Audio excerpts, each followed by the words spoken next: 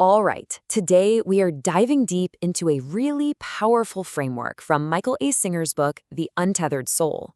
And I mean it, this could completely change your relationship with suffering. It all boils down to one simple but crucial choice that we're making every single moment. So let's just jump right in with a question that really gets to the core of this whole thing. What if suffering wasn't something that just happens to you? What if it was actually a choice you're making over and over again, based entirely on how you react to what life throws at you? You see, Singer suggests that we're always in one of two states. On one side, you've got the closed state. This is our default reaction, right? When something comes along we don't like, we resist it. We try to protect ourselves. And the end result? It's always suffering. But then there's the other option, the open state. This is where we choose to just allow things to happen, to release the energy. And in doing so, we find freedom. Now, most of us, we live our lives trying to protect ourselves. It feels smart, doesn't it? It's this primal instinct. But what Singer argues is that this instinct has kind of gone haywire in the modern world. We're not protecting our bodies from a tiger in the bushes anymore. Now we're protecting our ego from feeling a little uncomfortable. And this habit, this constant psychological self-protection, has actually become our biggest enemy. And Singer, wow, he doesn't leave any room for debate on this one. The idea is pretty radical when you think about it. Our constant effort to protect our feelings, to manage our inner world, that is the very thing keeping us from being free. It just challenges everything we've ever been taught about building up our emotional walls. And this constant state of protection, man, it comes at a really high price. When we habitually close ourselves off, we're not just dodging a moment of discomfort. We're actually locking in our fear and insecurity. We're burying problems instead of solving them, which completely stunts our growth. We end up spending all this energy defending the very walls that are trapping us, and we create this stagnant, really limited life for ourselves. So if we're the ones building our own cages, how exactly are we doing it? Well, it's all about the mechanics of stored pain, all that unresolved energy from our past that we just keep holding on to.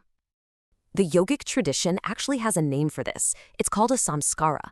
And as Singer explains it, think about it like this. An experience comes in, it creates some kind of disturbance inside you, and instead of just letting it pass through, you resist it, you fight it. And that energy, it gets blocked. It becomes a stored impression, this unfinished pattern that gets stuck deep inside you, and it blocks the natural flow of life's energy. And here's where it gets really interesting. Life has this fascinating way of dealing with our blockages. It will constantly send people and situations that are perfectly designed to bump right up against our inner walls and trigger these samskaras. So every time you feel that old hurt or that old fear flaring up, that's not life attacking you, that's life giving you another chance to finally release that blockage and be free of it. And this brings us to a huge point. That comfort zone we all work so hard to stay inside, it's not a safe haven, it's the cage. The walls of our cage are literally defined by the stuff that won't trigger our stored pain. So every single moment we spend trying to stay inside it, we are actively choosing that confinement over real freedom. Okay, so that's the diagnosis of the problem. What's the solution?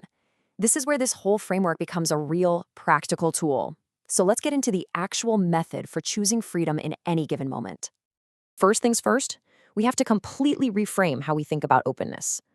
Society kind of teaches us that being open is being vulnerable, right? It's being weak. Singer flips this completely on its head. He says that the choice to consciously stay open when every single instinct is screaming at you to shut down, to defend yourself, that is an act of incredible strength. It's an act of courage. It's the ultimate power move. And here's the method. It's so beautiful because it's so simple. Step 1, you just notice. You become aware of that very first moment you get triggered. You feel that energy inside you start to tighten up or just feel weird. Step 2, instead of tensing up and closing, you do the exact opposite. You consciously relax. Relax your shoulders, relax your chest, just soften your heart. And then step 3, you release. You just let that disturbing energy pass right through you. Don't fight it, don't analyze it, just let it go like the wind. This quote right here, this becomes the mantra for the entire practice. In that moment of being triggered, you just ask yourself, is this momentary discomfort? Is this person's comment? Is this frustrating situation? Is it really worth closing my heart over? Is it worth giving up my joy and my peace? When you see the trade-off that clearly, the choice to stay open gets a whole lot easier. So what's the reward for all this inner work? What's the big payoff for practicing this moment to moment, day after day. The reward is nothing less than true, real, unconditional freedom. And this is what that freedom actually feels like. It's a completely new state of being. You start to tap into this source of unending inspiration and enthusiasm. You have boundless energy because you're not wasting it all on resisting life anymore. You develop this deep resilience, and you can handle challenges with grace because they can't hook into your old pain. Your entire backdrop for life just shifts to one of love and appreciation. It's a game changer. This quote just sums it all up perfectly. The very act of stopping the defense of that fragile, scared part of yourself is what liberates your true self. When you finally give up the fight to protect your cage, you realize you could soar the whole time. So, as we wrap this up, the final question isn't for me, it's for you.